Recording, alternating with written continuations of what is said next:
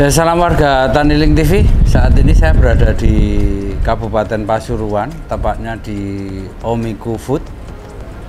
Kita akan berbincang-bincang dengan direktur dari Omiku Food yang memproduksi mie kering bola mas. Seperti apa proses produksinya, kemudian kita akan ngobrol banyak tentang CV Omiku Food ini. Terus ikuti video ini sampai selesai. Jangan lupa untuk like, komen, dan subscribe di channel Taniling TV.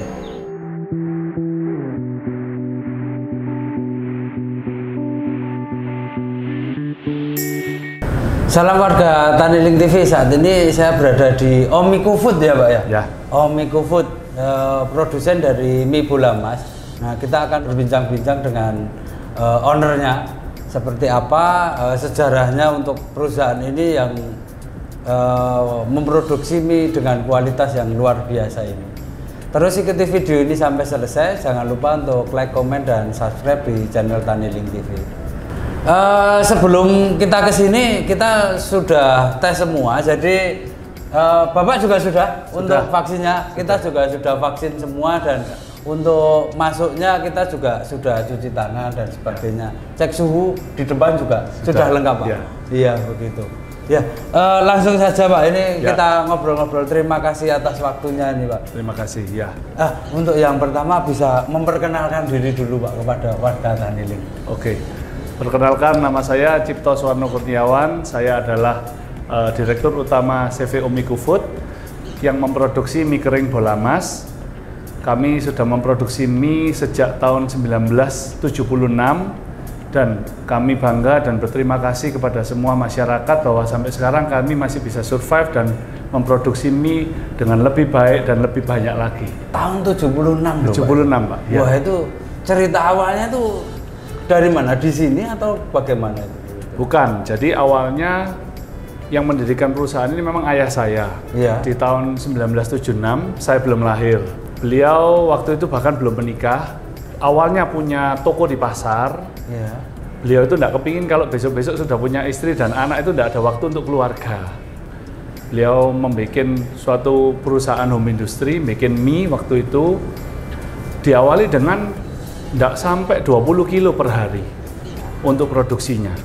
Jadi pakai manual semua, pegawai cuma 2 orang. Itu mereka memulai awal produksi itu seperti itu di Jalan Imam Bonjol di Pasuruan Kota. Ya, itu lokasi pabrik kita yang lama dan sampai sekarang masih operasional. Jadi pabrik kita ada 2, yang di Kota Madya 1 dan yang ada di Omiku Food di Keraton ini 1. Wah, berarti sejak dari muda itu berarti sudah jiwa wirausahanya luar biasa. Ya, kalau ayah saya memang semangat kerjanya luar biasa. Sampai sekarang pun di usianya yang 71 beliau masih kerja. Pesan dan kesan dari ayah tentang jiwa kewirausahaan yang ditanamkan ke Bapak begitu apa sih? Ya, karena beliau pekerja keras, jadi memang mendidik anaknya juga cukup keras. Termasuk orang-orang kolot lah ya, orang-orang kolot. Jadi saya meskipun zaman masih SD dulu, setiap kali liburan sekolah saya selalu disuruh untuk kerja dan bantu di perusahaan, di pabrik. Wah. Waktu saya masih SD. Saya masih ingat dulu ngirim ke pasar. Kakak saya masih belum punya SIM karena masih SD kelas 6 atau SMP kelas 1. Saya jadi kernetnya, kakak saya jadi sopirnya, ngirim mie ke pasar. Luar. Jadi memang dari kecil dididik seperti itu.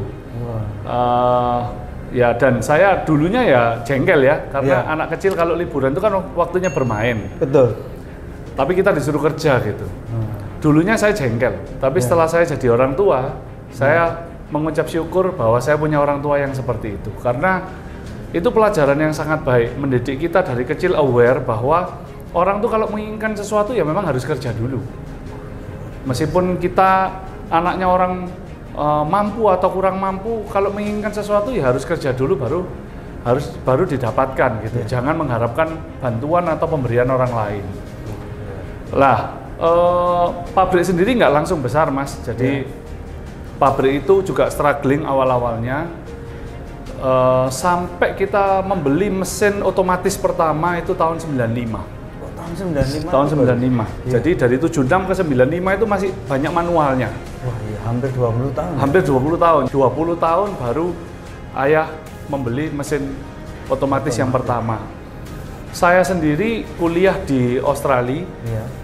Tahun 2006 saya pulang. Iya. Nah, pada saat saya pulang, saya langsung megang perusahaan.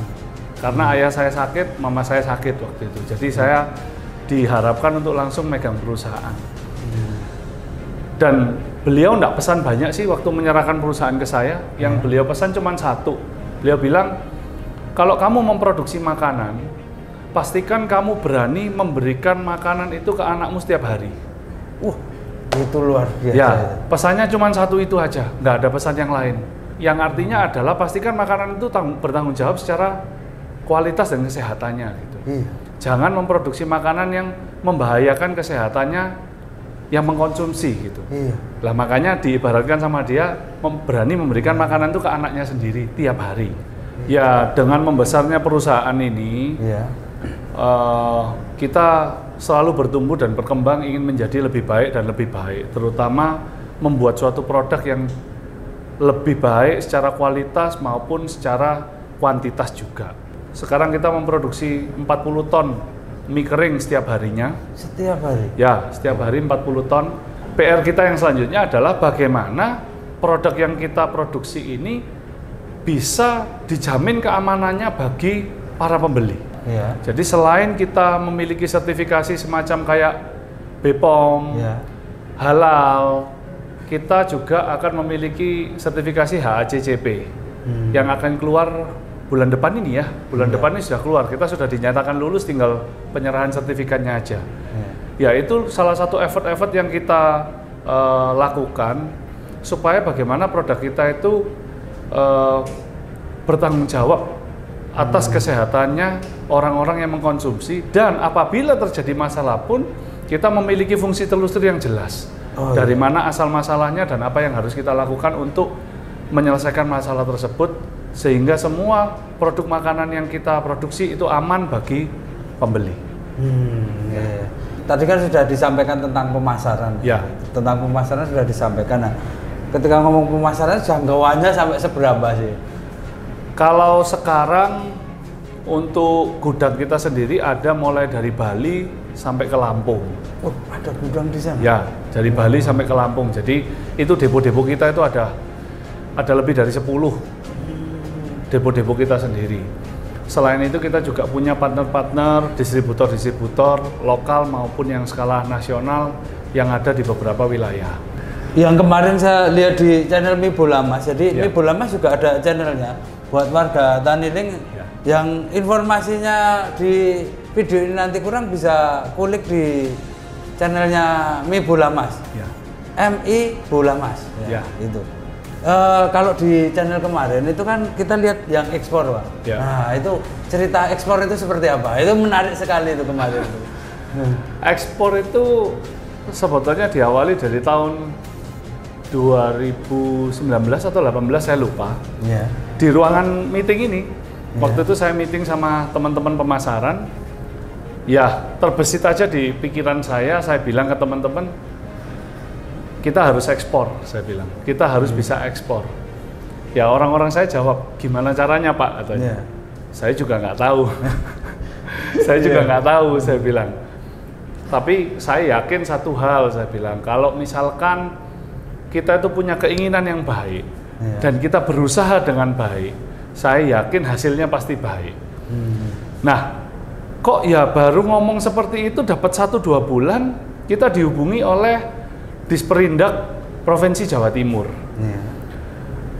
Namanya Pak Popang, dia Kadin Ekspor Jawa Timur memang. Beliau menghubungi kami, beliau menawarkan untuk ekspor coaching program. Jadi kita mau diajarin sama mereka gimana caranya mempersiapkan perusahaan supaya siap untuk ekspor. Ya kita tangkap peluang itu dengan baik, kita ikut ekspor coaching program, kita ikut pelatihan ekspor di Surabaya ya, berkali-kali kita ikuti semua prosesnya. Sampai suatu ketika di bulan Oktober tahun 2018 atau 19 ya, saya lupa ya. mendadak ada pameran, kita ditawari untuk ikut pameran TEI, namanya Trade Expo Indonesia. Nah, itu adalah pameran ekspor impor terbesar di Indonesia yang diadakan oleh Kementerian Perindustrian dan Perdagangan. Kita disuruh ikut, tapi kuota yang gratis dari Provinsi Jawa Timur sudah habis. Jadi kita diminta untuk ikut sebagai peserta dan membayar gitu. Ya kita ikut, kita bayar. Kita ikut pameran. Saya masih ingat yang jaga pameran kita nggak punya SPG, kita nggak punya pegawai. Jadi cuman saya sama istri saya sama sopir saya yang bawa mobil. Kita jaga pameran di Jakarta. Setan juga kita nggak ada dekor, jadi kita cuman bawa beberapa foto sama company profile. Cuman kita nggak ada dekor karena dipikir kita pameran ya udah pameran kayak biasa gitu. Tapi ternyata waktu datang ke sana, wah, yang lain pakai dekor luar biasa. Iya, pamerannya besar sekali. 13 hall penuh waktu itu. Dan acaranya juga dibuka rencananya oleh Pak Jokowi waktu itu. Tapi beliau nggak bisa datang, akhirnya Pak Yusuf Kalla yang mewakilkan. Jadi kita datang bahkan tidak membawa baju batik untuk acara pembukaan.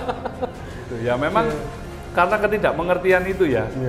Saya waktu masuk di gedungnya gitu, wah, semua bagus-bagus, dekornya sampai 2 lantai. Wah, udah luar biasa. Sedangkan kita itu standnya kecil, nggak ada dekor, cuman foto-foto aja.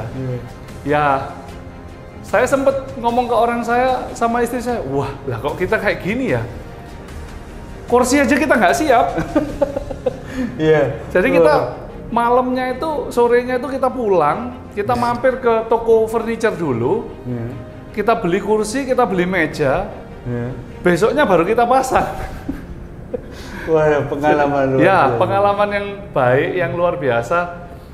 Tapi ya itu tadi saya yakin kan, seperti yang saya tadi ngomong, kalau kita punya keinginan yang baik dan kita berusaha yang baik, udah nggak usah takut, pasti nanti hasilnya juga akan baik. Cuman semua proses ya. Di pameran ternyata banyak inquiry, banyak pertanyaan-pertanyaan, orang-orang banyak yang tertarik dengan produk kami.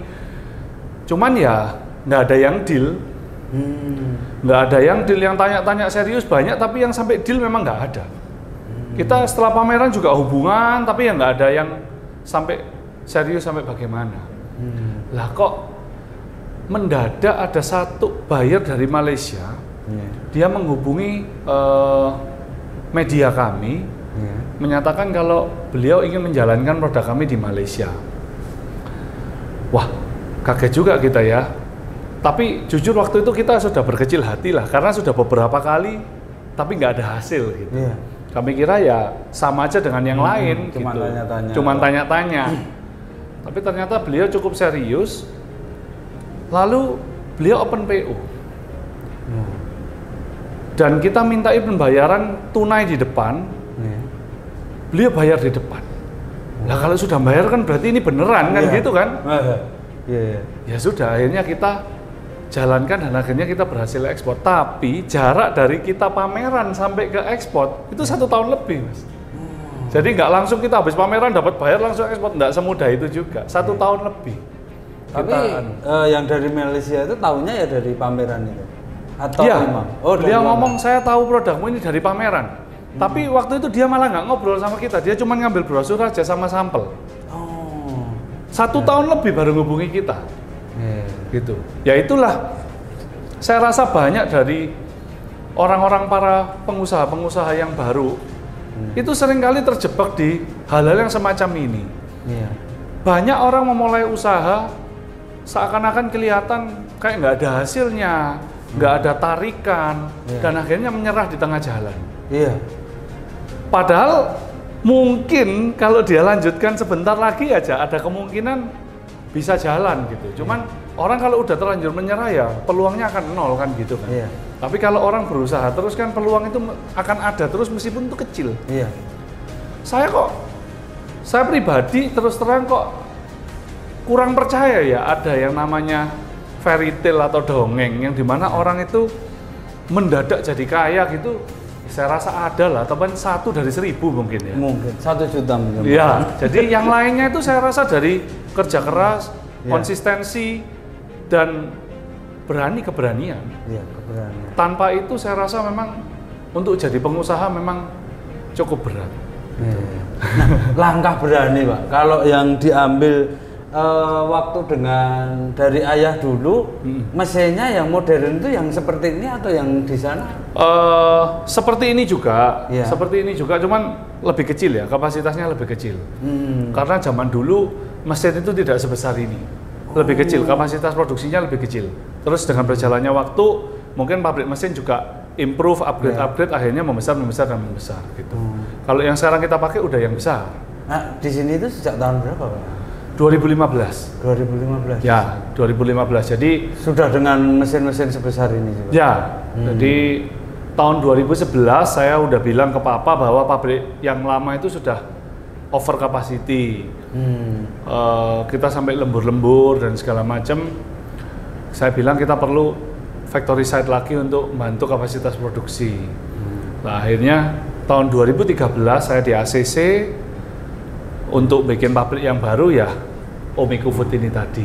Oh, bikin Omiku Food. Bikin Omiku Food tahun 2013 dan kita mulai operasional tahun 2015. Jadi proses pembangunannya kurang lebih makan waktu hampir 2 tahun lah.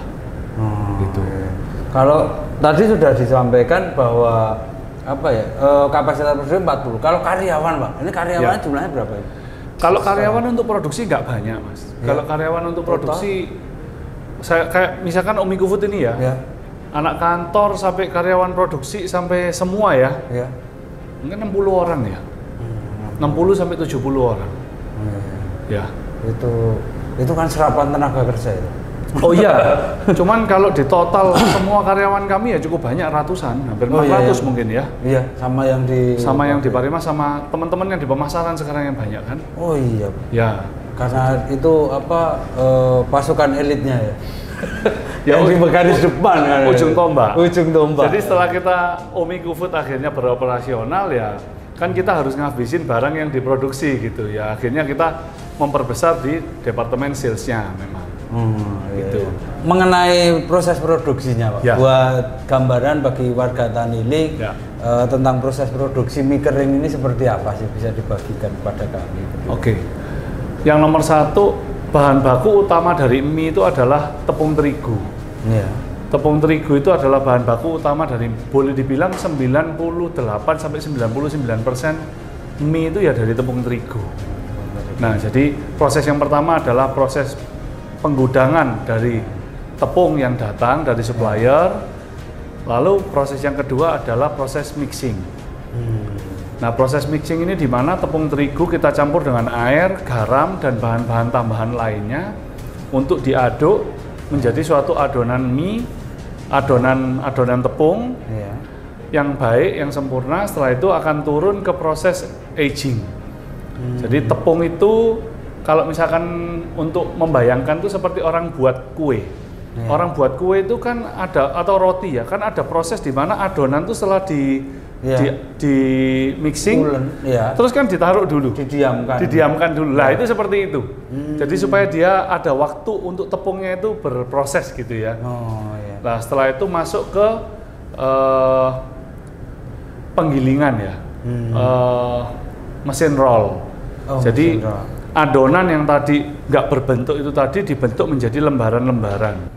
Dan proses roll ini juga adalah proses di mana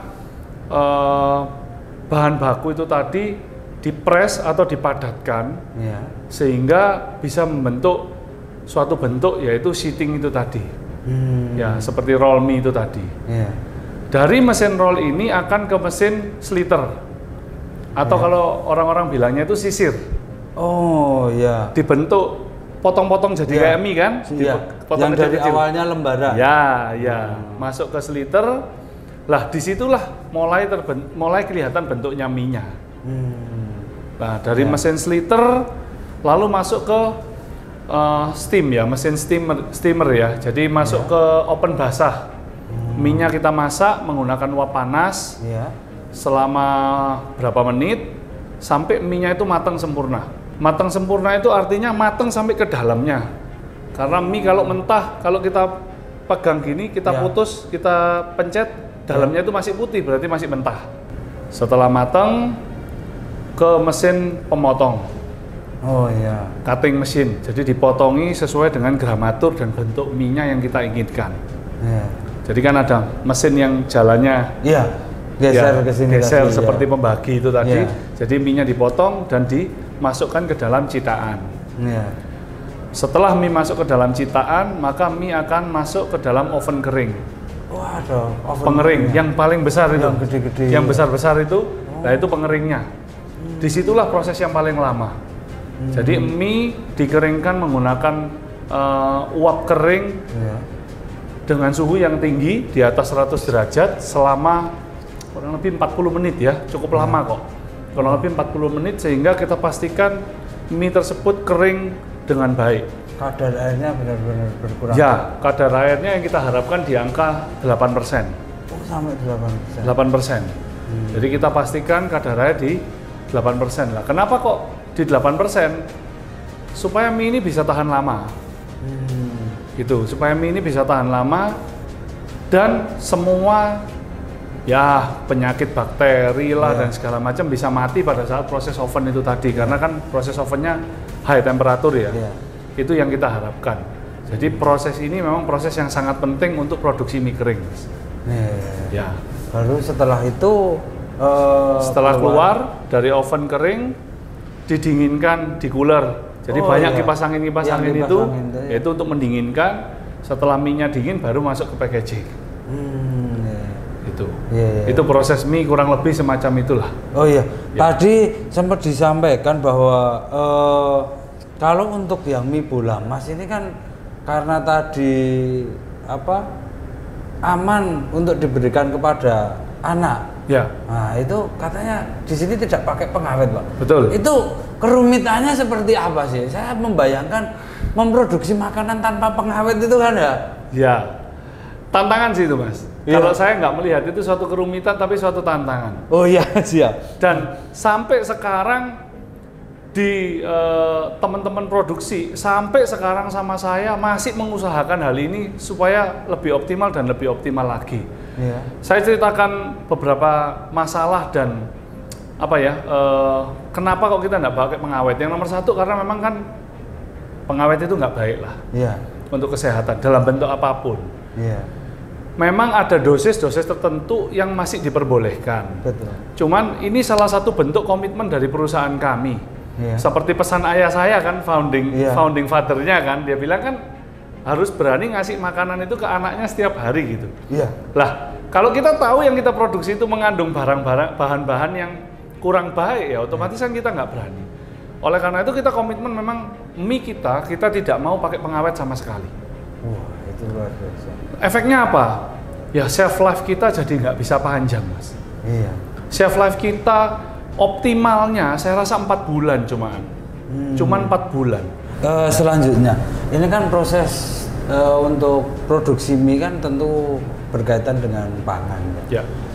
Mengenai kontrol tentang keamanan pangan di CV Omiku Food ini seperti apa, bisa dibagikan kepada warga tadi? Oke. Yang nomor satu jelas dari bahan baku ya, Mas. Pada saat bahan baku datang, kita pastikan bahan baku ini dalam kondisi baik. Artinya sesuai dengan standar-standar yang sudah ditentukan di lab. Contoh, untuk tepung acuannya adalah kadar air. Kondisi kemasan, apakah kemasannya baik? Kadar airnya bagaimana? Apakah ada yang menggumpal di dalam? Itu yang kita perhatikan. Itu yang ada, yang bagian QC sendiri itu memang ada yang untuk ngetes masalah itu. Ambil sampel tepung lalu kita ayak. Tepungnya bersih enggak? Atau banyak kotoran yang masuk di dalam kemasannya tepung tersebut. Setelah tepung kita pastikan baik, kita produksi.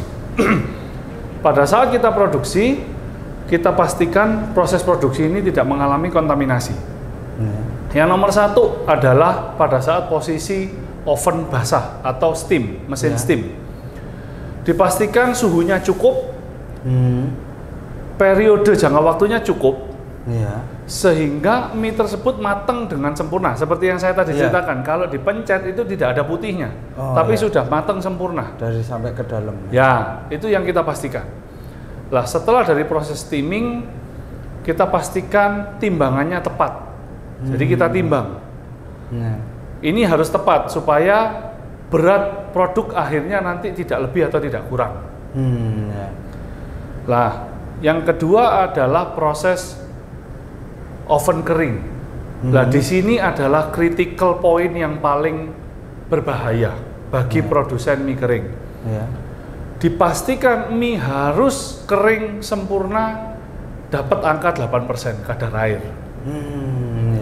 Nah, itu yang paling perlu gitu. Jadi kita pastikan, kita cek dari oven depan, tengah sampai belakang, ada pengecekannya, ada catatannya semua, suhunya berapa, suhunya berapa, suhunya berapa. Dan pada saat mie keluar, kita teskan kadar airnya berapa. Itu anak-anak QC yang jalan. Jadi itu dicek, pada saat semua itu baik, kita yakin untuk masuk ke dalam packaging. Gitu. Jadi kalau menurut pakai cara proses itu seperti itu, cuman kalau seperti saya, karena saya dari kecil udah bantu ayah saya di pabrik, saya nggak perlu lab, saya pegang aja mie-nya, saya sudah tahu ini sudah cukup atau tidak. Cuman kalau begitu itu kan kurang objektif ya, jadi kita menggunakan temperatur, termometer, alat pengecek kadar air dan segala macamnya. Itu yang dilakukan oleh anak-anak QC. Setelah itu masuk ke dalam proses packaging. Dipastikan tangan-tangan orang-orang yang bekerja dalam proses packaging itu bersih. Jadi sebelum masuk atau sebelum keluar dari pabrik, mereka harus masuk ke ruang non kontaminasi untuk cuci tangan dan segala macamnya. Nah, itu yang harus kita pastikan, Mas. Pak Wawan, tentang tagline-nya mie bola mas itu paling enak sedunia itu, cerita bikinnya itu seperti apa itu, bikin tagline-nya itu? Dapat idenya dari mana itu? Ya, terus terang kan perusahaan kami ini belum pernah memarketingkan produk kami secara publik, Mas. Jadi selama ini kami itu cuman distribusi, selling, distribusi, selling, tapi kita itu tidak pernah branding, kita itu tidak pernah memarketingkan brand kita. Orang itu banyak yang ngomong ke saya itu gini, mimu ini enak loh, tapi aku harus beli di mana? Aku nyari kok susah gitu loh. Lah dari situ tuh saya muncul, orang itu mengakui kalau mie kita itu enak. Saya terus ngomong ke teman-teman marketing, saya bilang, gimana kalau tagline-nya mie paling enak sedunia aja ya, saya bilang gitu. Maksudnya memang nyolot dan lucu sih. Cuman kita ini kan perusahaan boleh dibilang untuk branding ini kan masih baru. Jadi kita memang perlu sesuatu yang nyolot gitu loh supaya diingat orang gitu. Loh kalau nggak percaya mie bola mas paling enak sedunia ya silakan dicoba toh. Akhirnya suruh nyoba kan? Iya kan, silakan dicoba gitu loh. Coba aja. Iya, coba aja, dibuktiin bener nggak paling enak sedunia. Kami yakin lah. Untuk kualitas dan untuk dimakan, mie bola mas memang paling enak sedunia. Yakin saya, yakin sekali gitu. Jadi saya yakin mie bola mas tuh kenyalnya dapet, tekstur lembutnya dapet, mie-nya nggak gampang putus, sehingga pada saat digoreng atau diolah lagi itu bisa menjadi suatu masakan yang baik gitu, secara penampilan maupun secara rasa. Itu buat yang tidak yakin nanti silahkan mencoba. Dan harus dicoba. Kan? Silahkan coba. Yang belum yakin silahkan dicoba. Kalau misalkan harus dibuktikan. Kalau misalkan memang butuh sampel untuk nyoba, ayo monggo datang ke sini boleh. Atau main ke sini mau nyoba di sini juga enggak apa-apa. Boleh silahkan gitu. Kita diundang, berani langsung. Kita memang tapi itu juga merupakan tantangan bagi kami dan tim. Berarti setiap kali kita launching produk, kita pastikan produk yang kita launching paling enak. Harus itu. Jadi saya nggak mau setengah-setengah gitu. Jadi memang tagline ini kita imani dan kita yakini memang paling enak sedunia. Itu dia. Harus dicoba. Kalau ada yang masih sanksi, silahkan coba. Silahkan coba. Terima kasih Pak Wawan atas waktunya, bincang-bincangnya. Demikian warga Taniling, semoga obrolan ini bermanfaat dan memberikan inspirasi bagi warga Taniling semua. Jangan lupa untuk like, komen, dan subscribe di channel Taniling TV. Salam Taniling TV, bisnis agri tak pernah mati. Perkenalkan, nama saya Mas Helmi. Saya owner dari Kedai Milue Sukorejo. Jadi waktu pertama kali saya buka kedai ini, Ya. sebelumnya saya tuh nggak pakai mie bola mas. Ya. Saya itu pakai mie basah. Ya. Beli di daerah sini pengrajin lokal. Itu akhirnya itu kalau stoknya tidak habis, kalau pakai mie basah itu sulit untuk apa itu keep-nya itu loh. Jadi itu kebanyakan besok lusa itu sudah busuk. Akhirnya saya cari tahu gimana ini solusinya biar apa mie-nya itu kita nggak rugi, kan beli terus nggak laku terus busuk gitu kan rugi kita. Akhirnya saya cari tahu ada mie kering nggak yang bagus. Saya cari-cari di pasar. Akhirnya saya lihat, oh ini ada produk mie bola mas yang ini nih. Nah yang ini nih. Saya trial ternyata itu rasanya itu enak mie-nya itu. Yang kenyal itu, memang bener-bener kenyal. Ya. Jadi itu kalau santapannya itu sensasi kenyalnya mie itu dapat gitu. Kalau pengolahannya itu dari segi pengolahannya, kalau bedanya mie bola mas ini lebih baik karena dari kecil gini tuh nanti bisa mekar pak. Oh, mekarnya lebih. Mekarnya tuh bagus gitu loh. Kita coba bersama di sini makan bersama. Bisa, Oh iya. Terima kasih sebelumnya Mas Helmi ya. Sama-sama. Silakan ya.